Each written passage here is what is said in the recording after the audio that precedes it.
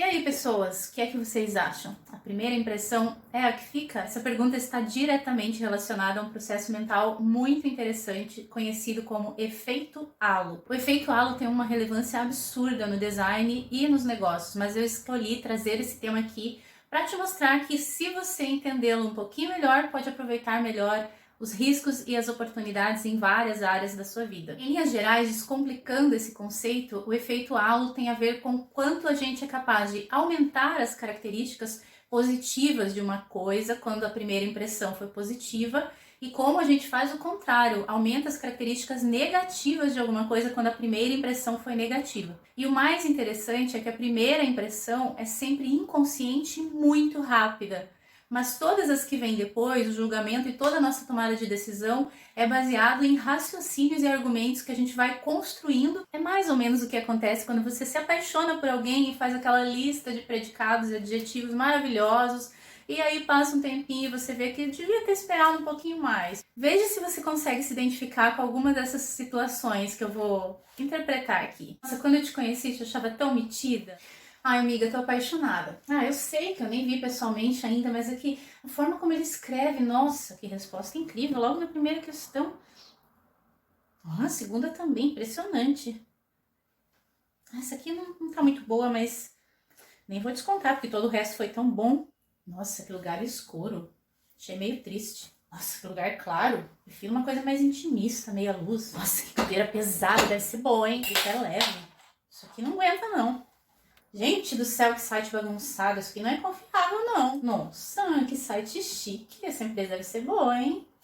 Nossa, que anúncio poluído. Do preto, tudo é sempre preto. Me dá uma agonia. Me conta, se identificou com alguma dessas situações? Vamos ver algumas curiosidades e dicas sobre esses indutores emocionais que causam as nossas primeiras impressões e depois nos levam a tomar decisões conscientes. Primeiro ponto, as pessoas sempre julgam instantaneamente tudo que elas veem. A ciência diz que isso é um mecanismo de proteção que faz a gente se afastar das situações perigosas e reagir muito rápido, quanto antes for possível. No design, a gente chama isso de design visceral, que é esse comportamento de a gente fazer julgamentos e tomar decisões baseado em alguns afetos que instantaneamente são despertados em nós quando a gente chega perto de alguma coisa ou vê alguma coisa. Esses exemplos que eu citei aí, você deve ter se identificado com certeza em algum deles, e eles realmente acontecem e afetam a forma como a gente lida com as coisas. E pode ver que em algumas vezes até algumas percepções como leve, pesado, tudo isso já desperta na gente uma sensação, um tipo de afeto que faz ou você ficar ou você se afastar. Como eu comentei antes, isso é muito rápido, é instintivo e a gente não consegue controlar essa primeira impressão. Vem das nossas crenças, de tudo aquilo que a gente vive e que está construído dentro do nosso cérebro. Porém, o que vem na sequência, isso sim é racional e é controlável. Mas dependendo da situação, você não vai ter uma segunda chance para mudar essa decisão tomada a partir de uma primeira impressão. Então a resposta é: a primeira impressão fica assim. E fica porque ela afeta justamente o processo racional que vem depois dela. E mudar uma primeira impressão é algo muito mais difícil do que se dedicar para tentar entender o que fazer para gerar uma primeira boa impressão. Quando você tem consciência disso e isso está na sua mão, você pode usar algumas estratégias para evitar que essa primeira impressão seja negativa. Mas especialmente no design e nos negócios, essa primeira impressão é algo muito mais controlável. Só que para isso você precisa conhecer muito bem o seu cliente e entender qual é o público no qual você vai gerar uma primeira boa impressão. Porque, é claro, a gente nunca vai agradar todo mundo. Isso, mais uma vez, nos coloca frente a frente com esse processo absolutamente necessário de entender muito bem quem é o nosso público-alvo e a nossa persona. Que tem a ver também com o que a gente falou no vídeo anterior. Esse assunto a gente não vai abordar aqui, porque ele é bastante extenso, mas em outro momento, se vocês quiserem, podemos falar.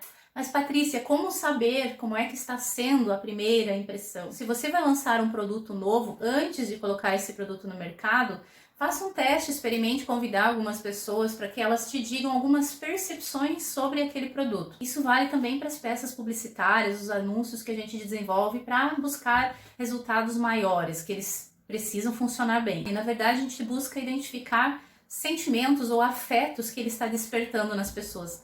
Esses sentimentos precisam ser avaliados com relação àquilo que você espera. Por exemplo, se eu for fazer um anúncio de comida, eu preciso, no mínimo, que a pessoa sinta apetite. Você não precisa de muitas pessoas para fazer isso. Você precisa selecionar um público com algumas pessoas com perfil alinhado a isso que você deseja atingir, e aí tendo umas 10, 12 pessoas é suficiente. Alguns estudos mostram que até 6 opiniões já exprimem tudo aquilo que você precisa saber para melhorar um produto ou, no caso, um design. Perceba que quando a gente entende esse processo mental, fica mais fácil de identificar as situações em que você está precipitadamente, talvez tomando algumas decisões baseadas em primeiras impressões, ou também quais são as impressões que você está gerando e como você pode controlar essas primeiras impressões para que elas não causem prejuízo maior no futuro ou não fiquem te dando trabalho para reverter, seja na vida pessoal ou no design e nos negócios. Eu desejo que essa dica tenha acendido uma luz alerta para você e te ajude a descomplicar, ou melhor, a não complicar